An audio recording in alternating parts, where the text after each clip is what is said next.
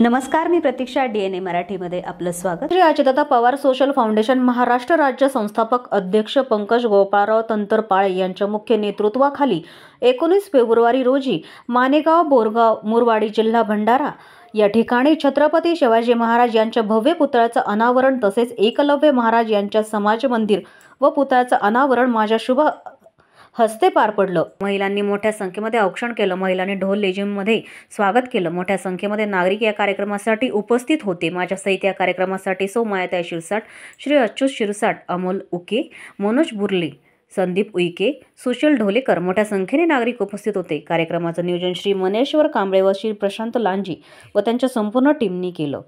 3.5 ते 4 फूटची मूर्ती मी बघितली आहे. त्या मूर्तीवाल्याला 25,000 रुपये ॲडव्हान्स सुद्धा दिला आहे आणि ती मूर्ती अशी आहे, मार्बलची मूर्ती आहे. त्या मार्बलचा पण 3 ते 4 प्रकारचा मार्बल आहे त्यामध्ये.